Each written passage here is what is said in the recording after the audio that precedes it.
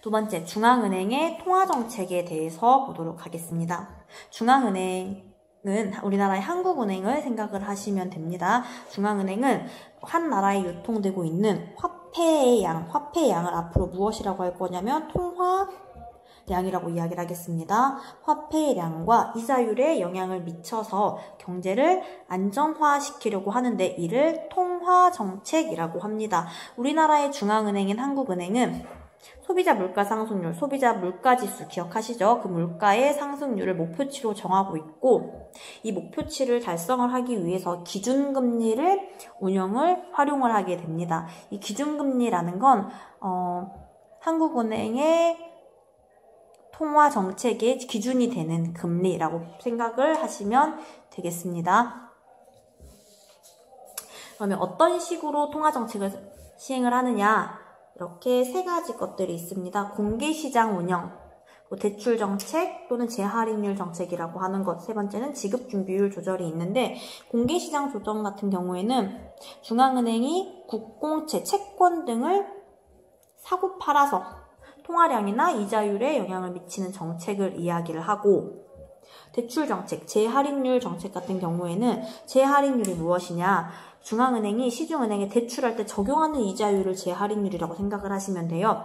재할인율을 조정을 하여서 통화량이나 이자율에 영향을 미치려는 정책. 그 다음에 지급준비율을 조절을 하여서 영향을 미치려는 정책인데 이 지급준비율은 은행에 갔을 때 사람들이 돈을 달라고 할 수 있기 때문에 시중은행에게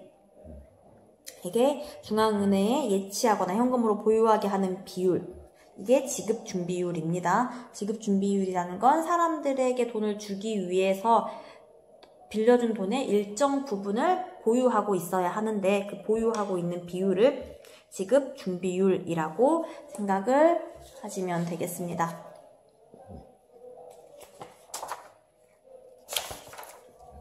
그러면 구체적으로 어떤 정책을 사용을 하는가 볼 건데요.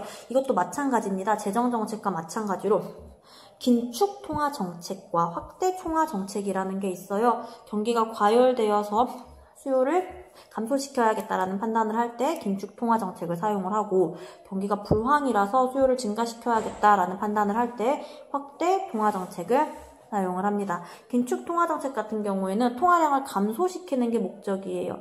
통화량이라는 건 시중에 흘러다니는 돈의 양을 이야기를 합니다. 시중에 흘러다니는 돈의 양이 줄어들게 되면 서로 그 돈을 원하겠죠. 그러다 보니까 돈의 값이라고 할 수 있는 이자율이 상승하게 됩니다. 이자율이 상승하게 되면 지난번에 재정정책 이야기했듯이 투자와 소비가 감소하게 되니까 과열됐을 때 이러한 방식을 사용할 수 있을 것이고 반대로 확대 통화정책 같은 경우에는 통화량이 증가하게 되면 상대적으로 돈의 가격이라고 할 수 있는 이자율이 하락하게 되겠죠. 이자율이 하락하게 되면 기업과 가게는 투자와 소비하는 것에 대한 부담이 줄어들기 때문에 이를 증가시키게 됩니다. 그러면 좀 전에 이야기했던 그 세 가지 수단이 어떻게 통화량에 영향을 주는지 살펴보도록 하겠습니다.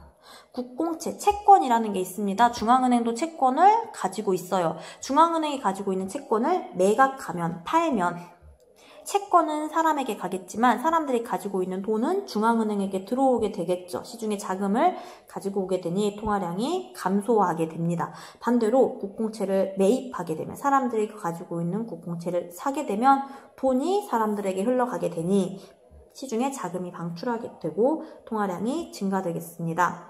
그 다음에 두 번째는 재할인율을 조정을 하는 건데요. 시중은행에게 대출할 때 적용하는 이자율을 할인율이라고 이야기한다 했습니다. 이것도 마찬가지로 이자율이 올라가게 되면 일반은행 역시 이자율을 올리겠죠. 내가 더 비싸게 빌려오니 일반은행 이자율을 올리게 되면 대출이 감소하게 됩니다. 그 다음에 재할인율을 인하하게 되면 일반은행 역시 이자율을 인하시키게 되고 대출이 증가하게 되겠죠. 그 다음에 지급준비율. 선생님 혹시 재할인율 인상에 대출 증가라고 이야기했으면 대출 감소입니다. 그다음에 지급준비율 인상. 지급준비율은 인출 요구에 대비해서 가지고 있는 예금 금액의 일정 부분을 의무적으로 가지고 있는 비율이라고 이야기를 했습니다. 지급 준비율을 많이 많이 보유를 하려면 은행에서 돈을 많이 빌려줄 수가 없어요. 지급 준비물을 제외하는 게 얼마 안 되기 때문에 대출이 감소하게 되고 시중에 돈이 덜 풀리게 되겠죠. 반대로 지급 준비율을 인하시키게 되면 대출이 증가하게 되고 통화량이 증가하게 됩니다. 이 통화량 조절 그리고 이자율의 조정을 통해서 재정 안정화 정책을 펼치는 게 통화정책입니다.